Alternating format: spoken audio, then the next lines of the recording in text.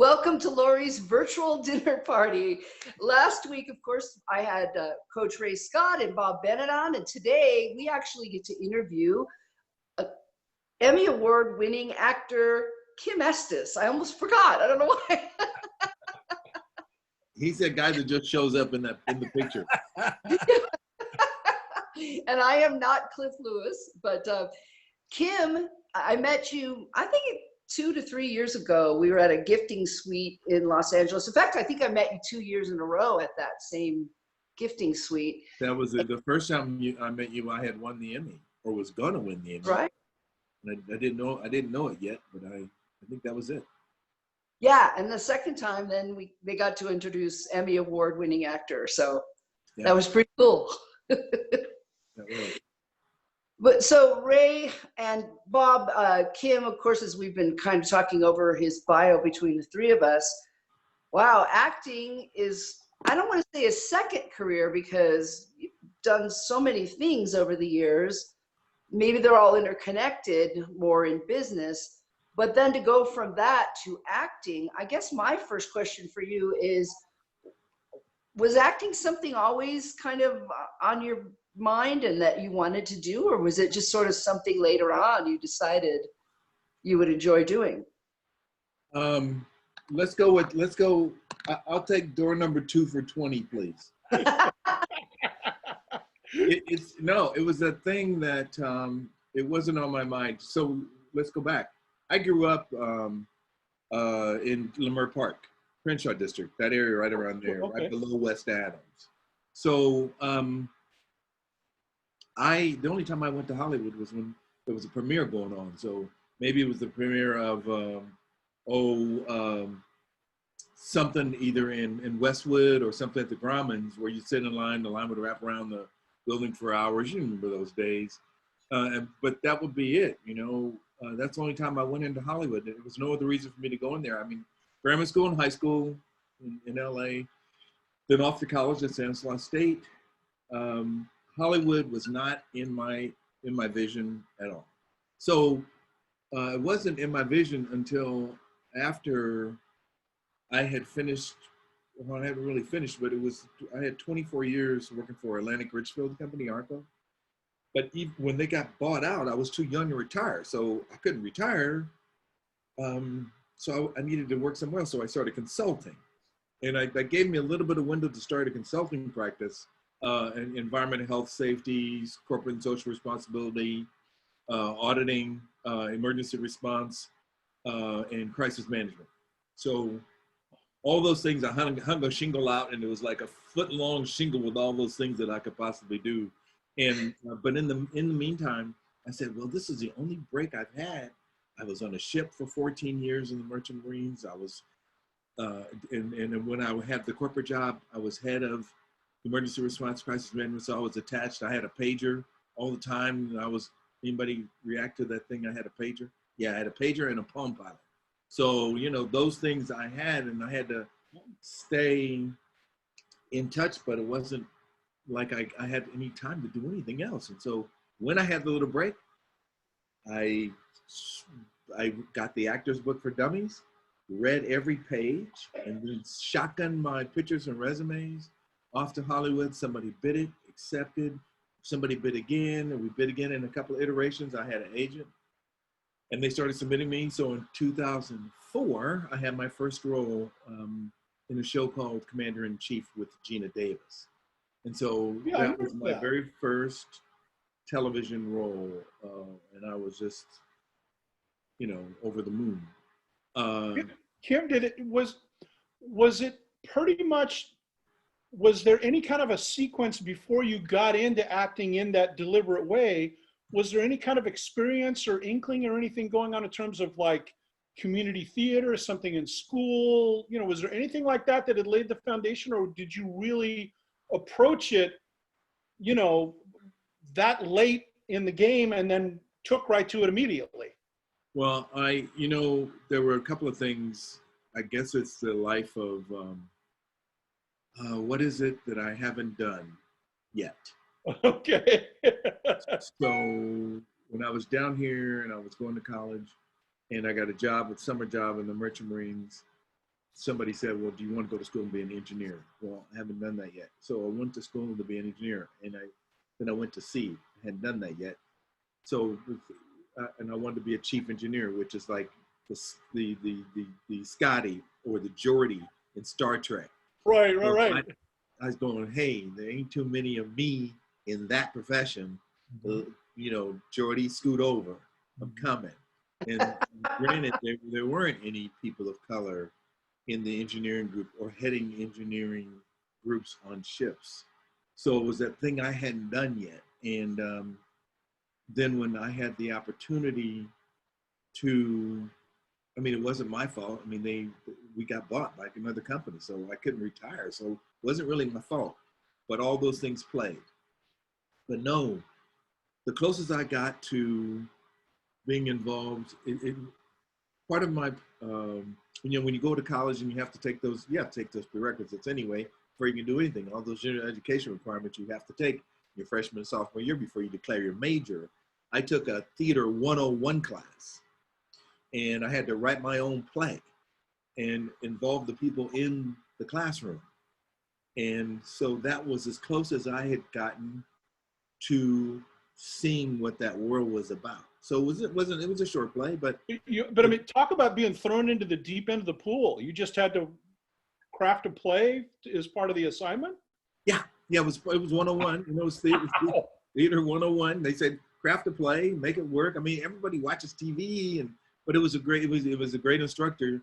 And then he wanted me to be on stage the following fall in one of the shows that they were doing in 1974. So, but before that summer, I went to sea, and then the person who put me on the job, my stepdad, put me out at sea, said, do you want to go to school to be an engineer? And I said, all right, that sounds like fun. And so I went to California Maritime, CSU Cal Maritime, and became an engineer, and then went out to sea and stayed because of what I seen. I wanted to be that guy. I wanted to be that person who was one of the few that in the maritime industry, people of color who were officers, and I wanted that to happen, and I became that. And then I came ashore, and I wanted to run my own division of the company. I wanted to do those things and be that person. So I went and got my MBA out of USC, and you know, set myself up for all those things that were possible. And then we got bought by a larger company, and it's like, you're gone, your history. So you got all these years with the company, but you can't retire because we're not going to pay your pension, but you're out here. So it forced me to do something else other than hang my shingle out, and allowed me to say, hey, what's this acting thing? I mean, I heard about that, but I don't really know anything about it. That's wild. I know it's nuts, isn't it? It's crazy, but it's the truth, truly. And then I'm doing Backstage West, and I'm filling out, looking at the Backstage West magazine. The magazine used to come out, and we used to circle things in Backstage West, and then submit your headshot and resume through one of those clear view envelopes so they could see your picture, you know, while the lady in front, the administrative assistant, was sifting through all the letters and resumes and photographs that we're getting. So you use the clear view so they could see you before they threw it in the trash can. So it's like, it's just the way it goes. Wow. And so somebody bid off of one of those. They bid. And I got to work for a couple of agencies before I settled in, and then it just happened. I got lucky. I got fortunate. I stayed. I joined a little theater company. I was in one of those. I was doing a bad movie, a movie that you will never see. You will never see the light of day. I was doing one of those, and the lady next to me, her name is Etienne Eckert, sat next to me. We're doing the same thing with Backstage West. You know, circling things. She looks nothing like me, so I know she wasn't going to get my parts. You know, and so I'm sitting there and I'm circling, and she's circling, and she says, you know, you probably, hi, remember we introduced ourselves and stuff. We were waiting for our scene to be shot in this really interesting movie, and she says, you really have to join. No one will ever see. Exactly. You know when it'll come out? It'll come out. You know when those things come out, don't you? They come out when you are on any of the late night shows. They will find that movie Yeah, they will turn it into a roast, right? That's exactly right. They will find that. They go, what do you think you were doing in this part? What was going through your mind when you were filming that? Now, granted, I had my clothes on, so it wasn't an issue. Yeah. I mean, just not like I just did just now, but I had my clothes on, so it was nothing bad. But it was one of those things where they're gonna pull that up. I was waiting on Johnny Carson, Jay Leno, or anybody else to pull those bad things up. But anyway, I joined the theater company, the Spyants Theater Company. That's Thespians spelled sideways, Thespyants. And so I joined that group, and they taught me all about acting. They taught me about, because I didn't have all the deep experience of a college that went through all those things. That only college experience was the one I told you about, where I had to write my own play in Jerry's class. And so I did that, and then for the rest of my life, the acting world. Well, let me tell you what it existed. It existed in this existence. I was going to see 7-8 months a year and learning about the world by the people who would join the ship, and you get to understand about life, their lives, their country, wherever they were from. You were on the ship with them for at least a couple of weeks at a time, and they got stashed in a Rolodex on top of my head. You can remember those characters vividly because they were doing some of the strangest things known to man. Sometimes the right things because it helped your job, but sometimes the wrong things, and you go, holy mackerel, where'd you learn that? So it's just life coming in, and I was embracing that. There was nothing bad about anything. It was just all about life. So I use those tools in this world of acting that I happen to be in, and I, thanks to Etienne, who brought me into her theater company, I was able to learn about beats and moments and listening to other actors and explaining and the articulation of being the visual actor without saying a damn word. So it's like all those things were so wonderful to be taught by people who were trained by Howard Fine and Laura Gardner. They were trained actors, and I'm in there sitting there like a sponge. Every night I'd go home full of things that I would learn from these people. I'm going, holy shit, these people are actors. Damn it, I want to be like them. I want to be one of them. And so if you're, okay, right? It is just like playing ball. I told somebody this the other day. It's like playing ball. I equated basketball or tennis. I played basketball in high school. I played basketball in college at Cal Maritime. But the learning experiences come from people who are so much better than you, because it's not that the competition is there. It's like you're valuing their experience and the things that they do and how they do them, and you take from that what you need so that you can be better in your life. And that's what I did. I took from them what I needed. I didn't need everything, but they had some moves and they had some shit that I still use today.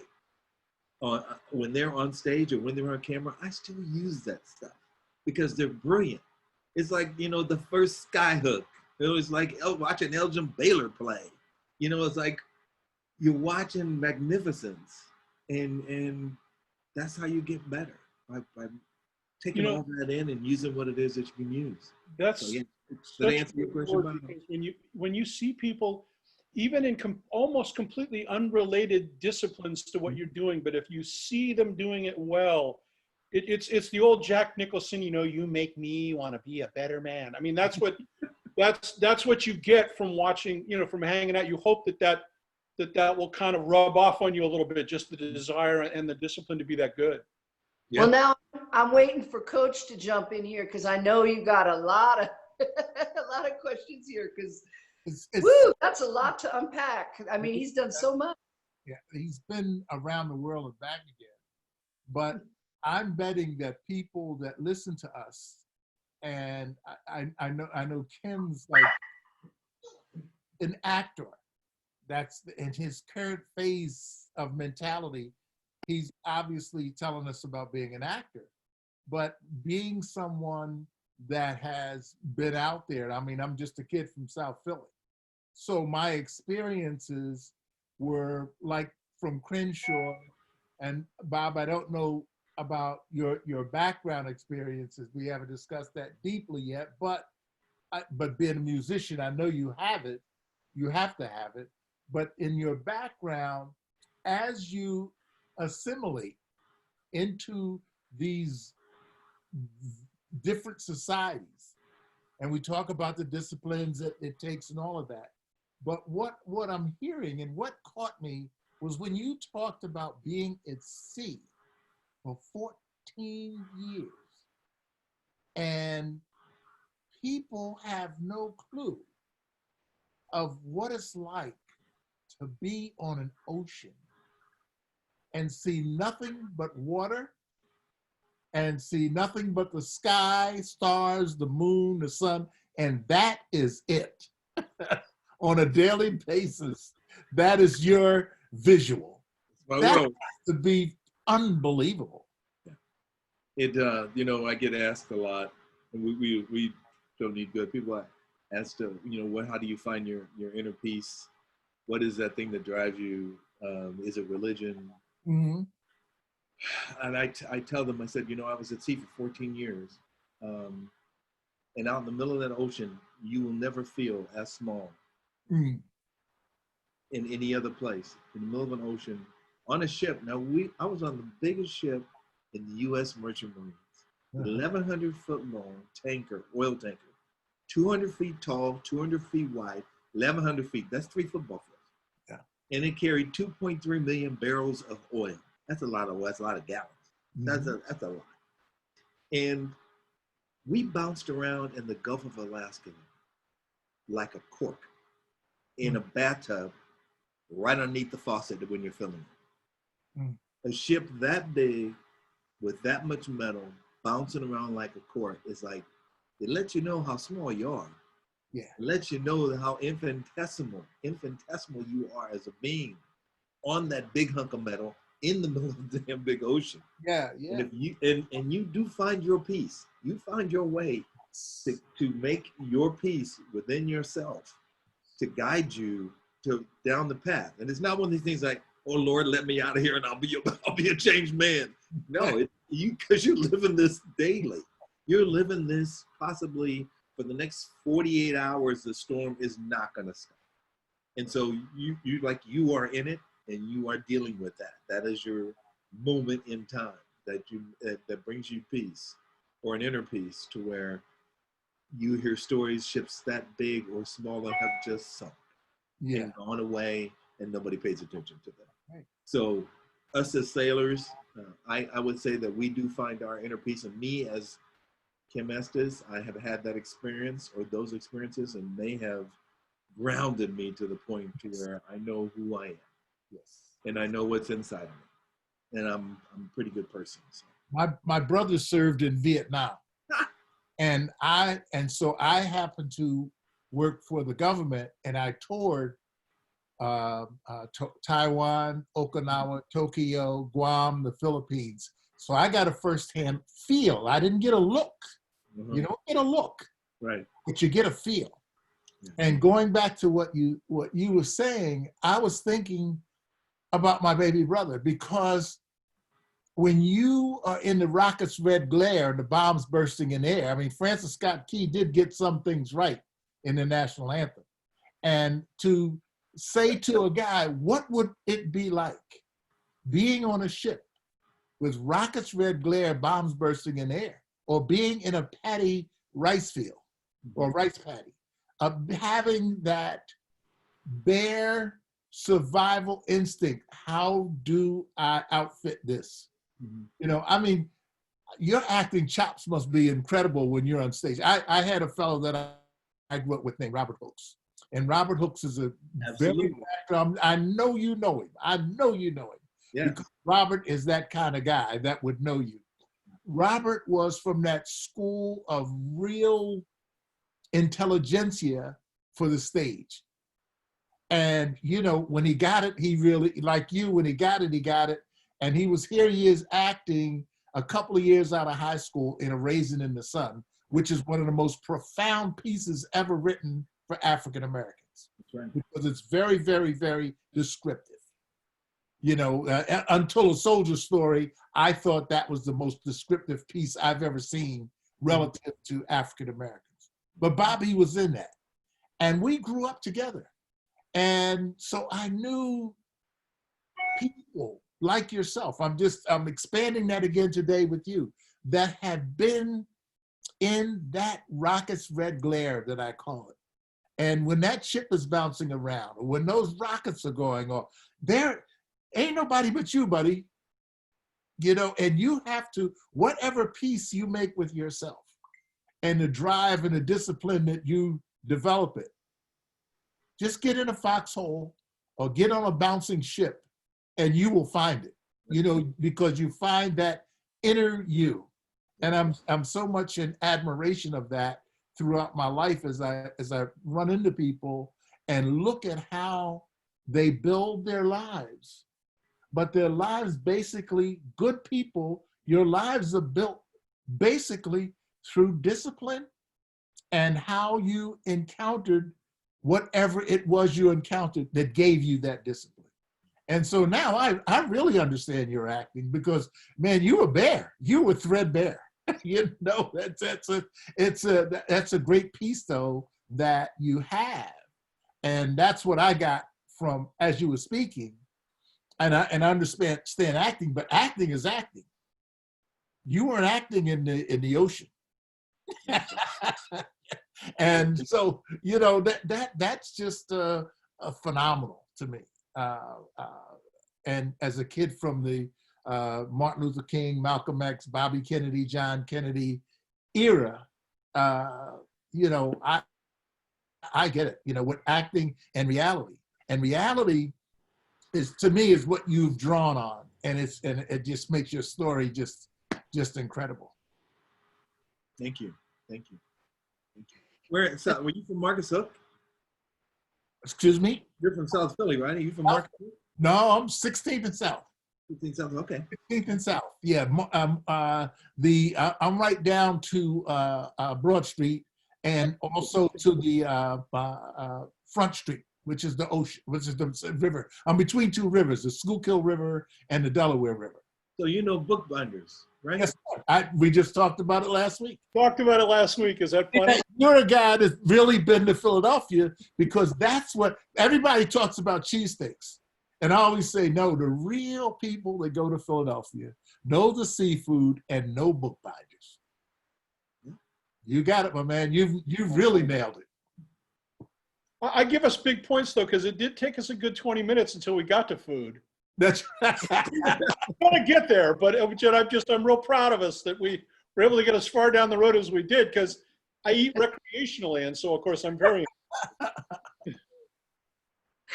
Oh gosh, Bob, your son was in the military, if I remember right, too, right? He right before 9/11 happened, he had enlisted as a reservist in the Marines, and at that time, you know, it was like, hey, I'll go in as a reservist. I'll have a couple weekends a month. Mm-hmm. I'll get some help with my college education. Then, of course, 9/11 happens. Yes. And he wound up serving more time as a reservist than he would if he'd have just signed up for a regular stint. Mm-hmm. So he was over in Iraq in the very beginning, before there was any kind of infrastructure and all that. Mm-hmm. You know, every once in a while I'd get a satellite call, you know, Dad, I'm okay, send meat, yeah. You know. And we would box up like big boxes of, you know, every meat product we could find. Yeah. So he was there and was in the Marines, honorably discharged. Gosh, I want to say about 7-8 years or more ago now. But, you know, it's funny. The military skipped a generation in my family. My father served and my son did. I was as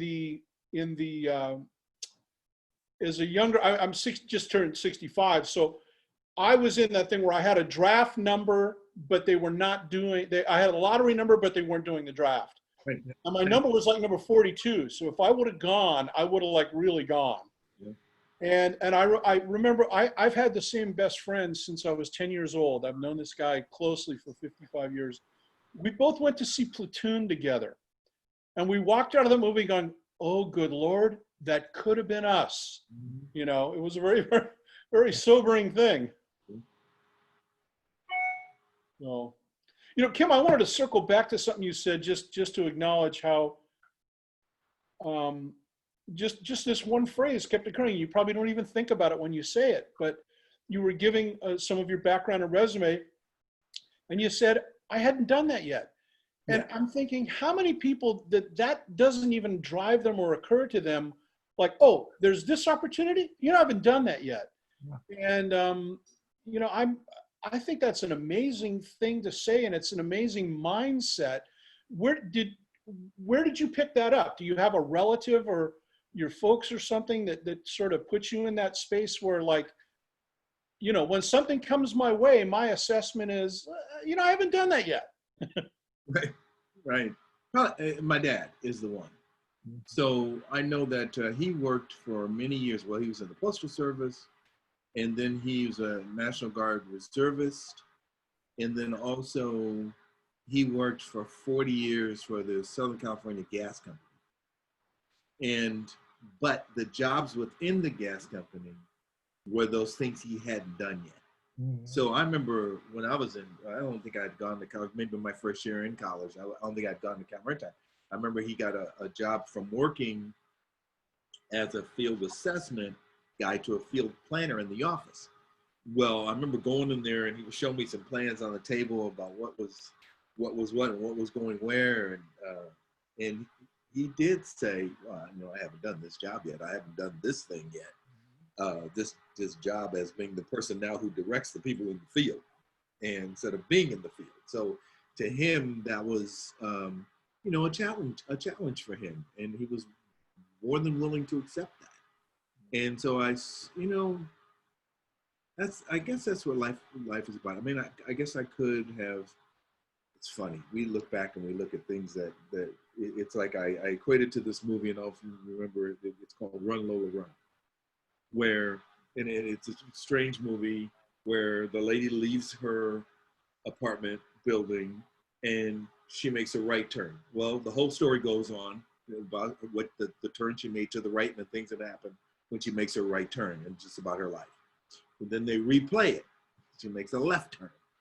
So there's a whole different storyline whether she made a left or right turn. And so I equate that to, had I made there's no wrong turn, so it's right turn, just really, really figurative, right, literally right. And then there's a left turn. So then there's always straightforward, but in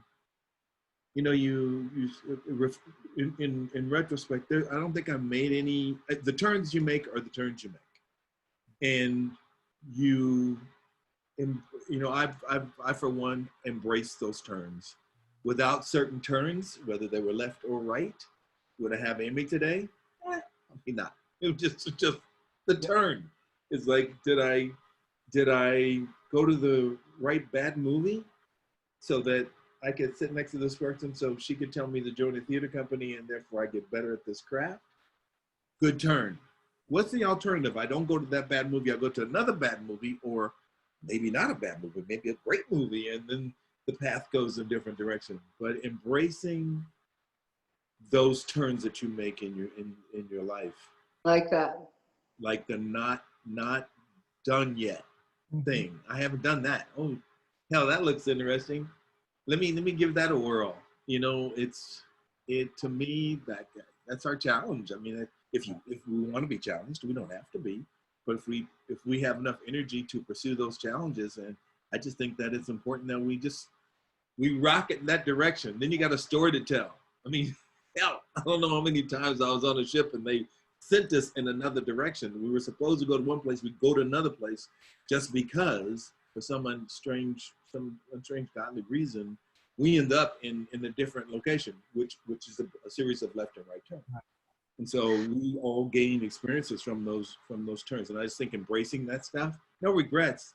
To hell with regrets. This is not I don't have a regret in this household. Nothing. No regrets. I tell my children, no. There's no such thing as, well, I should have made that left turn. No, you didn't make that. You made a right turn. I'm sorry. So don't regret that you didn't go down there. If you still want to go down that path, go on. You can still go down that path now with a whole different mindset and a whole different set of tools to utilize as you go down that path. But right now, right here, this is our time. Yeah. We're not going to regret shit. We are going to go forward and stay on different paths and make left and right turns out the whole time. So, gentlemen, I'm going to tell you right now, I feel like we're going to have Kim back on, maybe multiple times for dinner here. Because there's a lot to talk about. Hey, look, let's just class it up a little bit. Let's just, like, we're all in different parts of the universe here. I think you ought to order at least Taco Bell to arrive at our houses at the same time so we can all eat. I like that idea. I like that idea a lot. Because if you were here, I would feed you too much food. But hey, I want to ask a quick question here, but also, Ray, Kim says Lori Darling to me. That's what you always say. So you guys must like the same movie. We both love Lonesome Dove. Yeah, exactly. Love Lonesome Dove. And that's, again, in terms of acting, that is just an official bona fide movie of actors pulling each other into a role so deep that, in my opinion, they become those actors. I love Robert. I love Duvall, yeah. Tommy Lee is but I mean, they're just phenomenal in their acting, and they actually, in that piece, they made people frontline actors that were really, quote, just actors. They all, Susan DePass was so brilliant that she made them stars. I went to the business school at the University of Virginia, and they were critical in my business class of Suzanne DePass. And I said, boy, I'd love to work for her, because what she does is she lets the work, and it pulls the Rocket's Red Glare. It pulls people out of who they are, and they become that character. That is the most wonderful thing. I mean, that's why we love Sidney Poitier. That's why we love Belafonte, because those are guys that can get into roles. They can immerse themselves. Now, some can do it easier than others. Yeah. But when you visualize it, you go like, I'm really seeing a bad movie. These guys are really getting it. But Lori Darling, Kim, I hit on that way back when, and I just would, the way that he said that the character referred to her, it was with such depth and love. Mm-hmm. And she was a prostitute. Yeah. But he gave her depth, love, and respect. And he let us know why he was there, because he's still male, but he never lost track of his respect for her. And I always admired that. And it was probably, and Kim, you can help me with this, it was probably one of the most tender lines I've ever heard in a movie. And it was just 2 words. And he said it in one scene. She was going away, and he had rescued her, and he was leaving her at the ranch out on the Nebraska tundra, and he was leaving her, and he just looked at her and said, "Lori Dawn," and it's delivering a line. Yeah. Who's the actor I'm thinking of, Kim? I said Robert. It's not Robert. Duvall? I'm sorry? It's not Duvall. It's Duvall, right? Duvall, Robert Duvall, yeah. Robert Duvall. Yeah. And I just loved, I went back and watched all of his work, because I just saw his immersion into the character. Yeah, he's brilliant.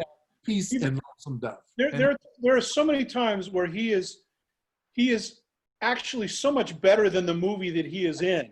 Absolutely. He elevates the whole thing because he's that guy. I mean, it just got a Brando, De Niro, Pacino thing going. Yep.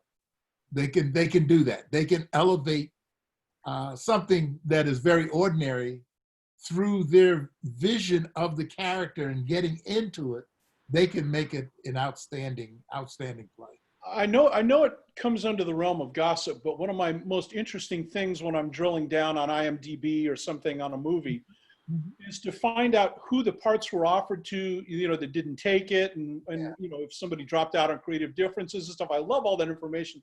Yeah. I remember reading years ago, I think William Goldman might have said it in Adventures in the Screen Trade. He talked about the fact that no one but Duvall would have taken the role in The Great Santini, because it was such an unsympathetic character that so many of the marquee stars at the time that were offered the part wouldn't take it, because they did not want to dive in, you know, to a character that had so much negativity. And so, but Duvall just like took it and ran with it and did what he did. And it was, you know. And he could take that type of role and recognize it and make the role important, not Robert Duvall. Yeah. Robert, he's not John Wayne. John Wayne played John Wayne. I went to the movie a lot. And I saw John Wayne, and John Wayne's just playing John Wayne in every movie. That's not Duvall and the guys that we're the genre of guys we're talking about. And I haven't forgotten you, Kim. I'm not gonna let you off with the fact that I know you're in a This Is Us. And I live with 3 daughters and a wife. Buddy, I'm a This Is Us guy. So I can't wait to tell the girls that I've interacted with a person from This Is Us, because that's their piece. But back to what we were talking about with Duvall and those guys getting into character, that always amazes me. And people don't understand, unless they're like you, Bob, they do a deep dive, the work that a guy like Kim does to get into character. Which is a great line from, what's the Pulp Fiction?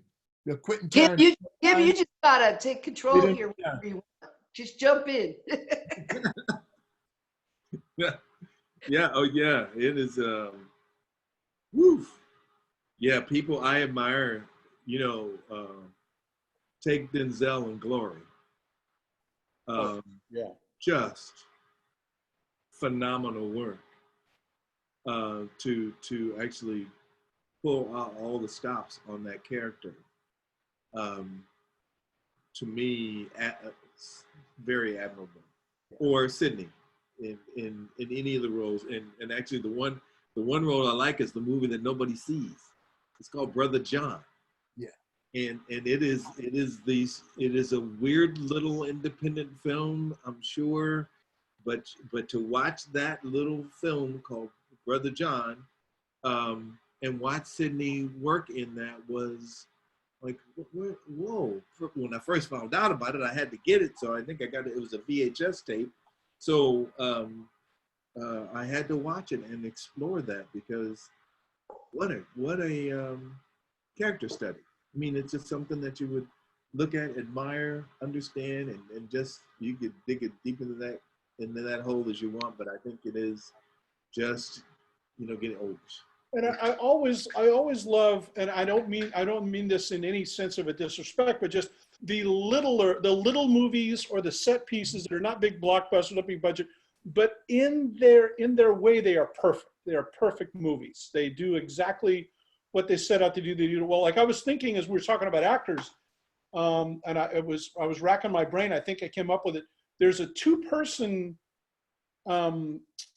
movie that was done with Samuel L. Jackson and Tommy Lee Jones called Sunset Limited. I think it was like an HBO thing they did years ago, but it was 2 guys, the entire movie, 2 guys in a limited set. I think they were in, and it was just, you know, it's got to be the equivalent of like singing a solo or something. You don't have a band or an orchestra or effects or anything to hide behind. It's you and the material. You know, anyway, I didn't mean to take us off on a tangent there, but I just, I learned so much from other, you know, as a songwriter, I couldn't act my way out of a paper bag. I mean, I had some experience in high school and stuff, but you know, you read David Mamet or something and you start reading about these things. And I learned, as a songwriter, I learned stuff when he talks about acting, even though I'm not an actor. So it's so much fun to get inspiration from people in the different disciplines. It is. So I want to jump in again here. I know, Kim, you have some business tonight coming up. So I can tell talk for hours on all these subjects. It's so fun. And this is exactly what I was talking about. Kind of one of those, if you could have whoever you wanted at dinner parties, this is like amazing. All 3 of you are so talented and people that I respect. But I thought of this song that Bob wrote. And last week he sang Coach a song about baseball that he wrote, which his audience just, including me, just love that song. Well, there's one I asked him to sing today for us that I think both of you will find endearing, touching, and familiar. So Bob, set us up and do this for us, please. Okay. This is a song that I co-wrote in Nashville about 20 years ago, or almost, with a guy named Don Henry. And we just came up with this idea. So we made these two young guys up, but we wanted to make this as convincing as possible. And so we invented these two, you got to think like 12, 13 years old boys, maybe black and white, you know, images you think of. And so there's a little song we called the Kings of Summer Street.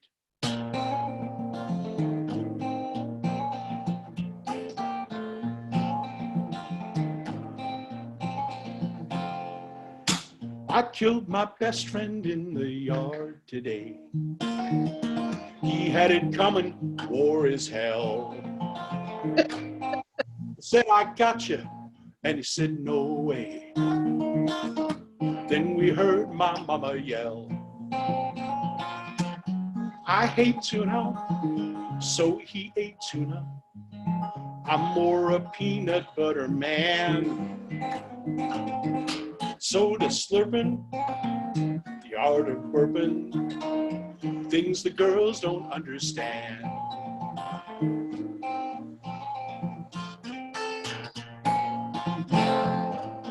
My baby sister, she's an alien. Comes from Uranus, I presume.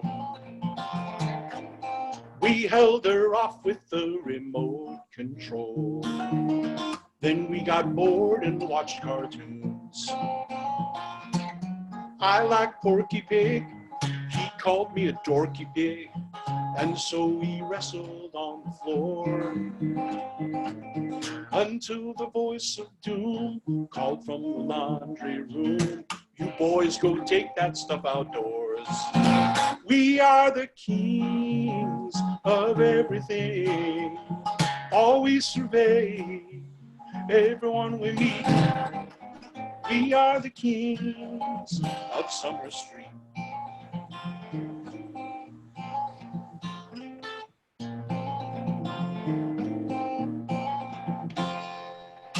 Nobody knows that we are famous spies. Big Brother is our enemy. He's at a summer camp for Russian guys. So we snuck up to his room to see his secret girly files. They were wearing only smiles. Saving democracy is swell. And if he ever finds out what our mission was all about, who's he gonna tell?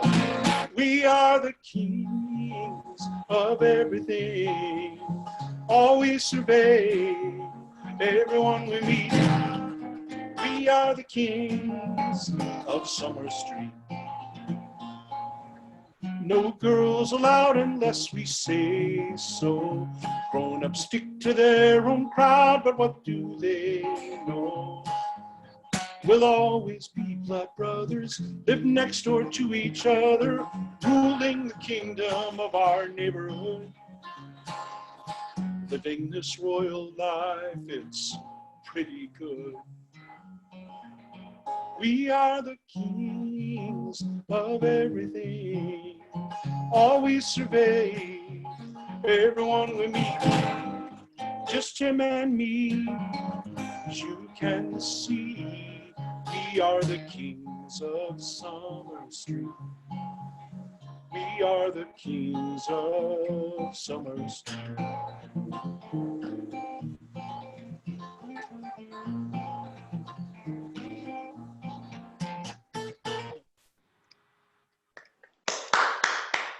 Thank you, Bob.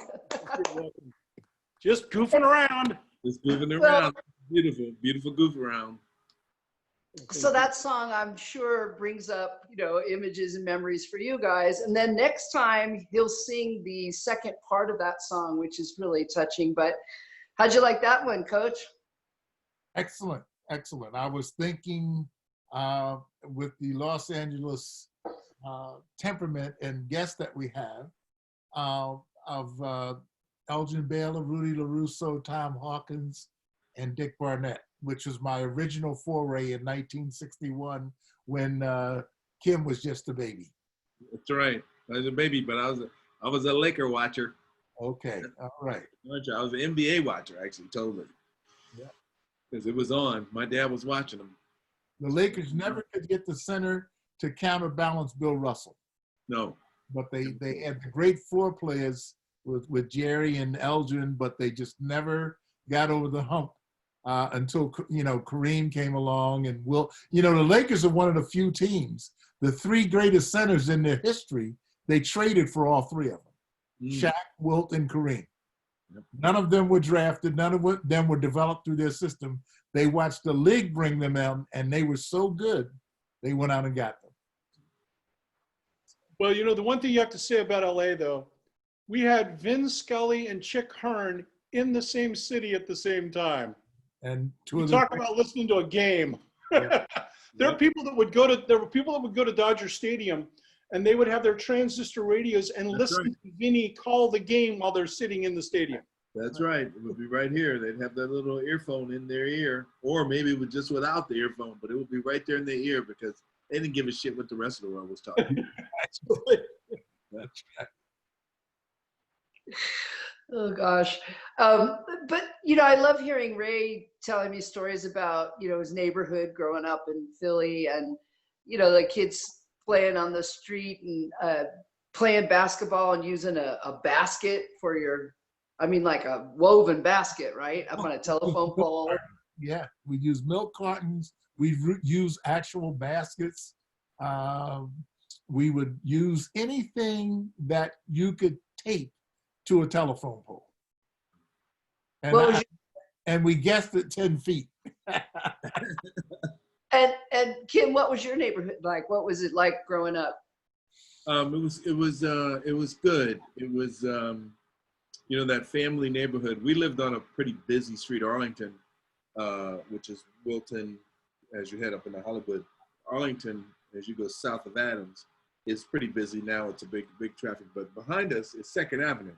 So the avenue right behind Arlington is where we actually spent our playtime. So there's an alley behind us, and we walk down the alley, then make the right-hand turn, and then we'd be there with kids our own age. So we grew up there, always mindful that if we stepped out of line with any of those neighbor children's parents, our parents would get the phone call, but before my parents would get the phone call, we'd catch hell from the neighbors' kids' parents first.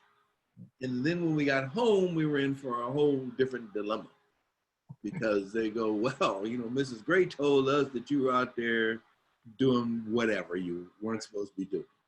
And then, we get it. So it was a neighborhood taking care of a neighborhood, basically. And all the children were created equal. And we all got in trouble by everybody's parents.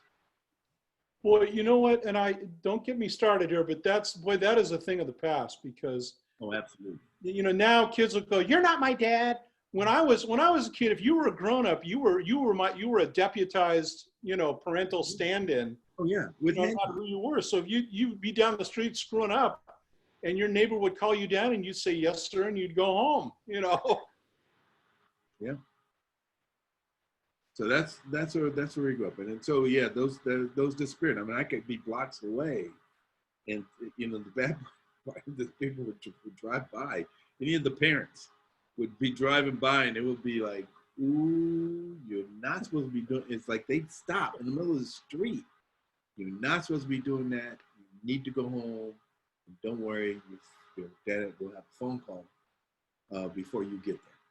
So it's like, oh, yikes. What are you gonna do? other than Coach, it was like that for you too, right? Oh, yeah. Everybody, huh? Well, I'm a little older, so I go back to another era of the parents in the window. oh, The men worked, and the women had the pillows in the window, and they would lean out of the second floor window and watch. They knew there was no neighborhood watch. There was nothing that was put together. This was, and they ruled the earth. yes, And so when the only thing the dads did when they came home was kick your behind. right. But the watch got you. Those ladies in the Miss Arguerite, Miss Margaret, Miss Mary, and you very politely spoke to them as you walked by you, and if they admonished you, you prayed that you had not committed a big enough crime for them to report it. That's right. Because if it was reported and they said it, it was gospel. There was no, you get a hearing or, the hearing was if they said you did it, that was the hearing. Right. And that's why Eddie Haskell was so funny on Leave It to Beaver, because everybody knows that, oh, my Mrs. Cleaver, you're looking lovely today. We would when we needed to employ that, we could pull it out pretty fast. It's the behavior stuff. It isn't the smooth, articulation of your day. It's the behavior that they're checking on. Yeah. Okay, so this is just a fun question, and we gotta, get together again, obviously, and do this, but we've gone, I think, at least an hour. So I'm gonna ask a really silly question at the end. You're 13 years old, and this is for Coach, but for all of you guys. You're 13 years old. How tall were you at 13? 13 was, I believe, 8th grade. And in 8th grade, I was 5'9". And I went from 5'9" in 8th grade to my freshman year of high school, 9th grade, 5'9" to 6'3.5". Woo! One summer. And I grew the next summer from 6'3.5" to 6'6". And then the next summer I went from 6'6" to 6'8". Okay, Coach, I'm not saying this to be funny. I'm asking as an actual question. With a growth spurt that big, did you actually have growing pains? Did that ever come into play? Never And came. he made it to 6'9", by the way. So yeah. Never came into play. But, I mean, did you ever physically feel the stress sometimes of springing up that fast at a time? No, because we were athletically challenged. We played every sport. In the neighborhoods that we grew up in, you played football, basketball, baseball, so by playing these sports, you're just looking at how I can get better. So Kim, what about you? Uh-oh, did the coach freeze? I think he might have froze the screen there. So we'll go on. Kim, how tall were and you? so, guys, growing up around Wilt. Oh yeah, Wilt was. Yeah, I think he's having a little bit of. In fact, we lost him. Oh, no. Okay, Kim, just for fun, tell us how tall you were. So, Bob, I did have the growth spurt. I did have the pains because I was 4'8". When I graduated from grammar school. So I got to high school, I was 4'10", about 82 pounds soaking wet. And then I ended up, I grew a foot. So I was about 5'11" when I graduated. But I had Osgood slaughter. So the calcium deposits were coming in as I was growing. And so, as I was growing, the deposits were coming in. So I had Osgood slaughter. And I couldn't play my sophomore year. It just hurt a lot. Yeah. My sophomore year in high school. But after that, I was fine. I just, you get that, you got knots on your knees and it looks like you got 2 kneecaps. And that was it. But yeah, but I was very tiny when I was I was the smallest one in my family and the smallest one in high school. And then I came out, and then after I went to college, and especially when I got on those ships, it was like going to prison. What do people in prison have to do except lift weights and out there? So and then I got a little bit bigger. Got a lot bigger, actually. What about you, Bob? I honestly don't remember. I have to be honest. I don't even remember how tall I was. I know, you know, by then I was certainly into the bane of every large guy's existence. When you realize that anything you shop for in the fall for school has to come in a husky size, and that was a little less than fun. But I don't remember the height thing too much. I'm sorry. Well, I was 4'8" as well at 13. I made it all the way to 5'4". So there. So, well, thank you so much. That was a really fun conversation. I'm sorry we lost Coach. Wait, he's texting in. Connection gone. Yeah, all my brothers were over 6 feet, so I was the tiny guy, even though I'm not the baby. But all my brothers were 6'1", 6'2", 6'3". Wow. So they were all tall, and I was like this the shrimp, the runt of the litter. Yeah. Well, that was a really fun conversation. Thank you guys so much. And Kim, I hope you will join us again. I will join you. This was fun. Yay! Thank you very much for having me.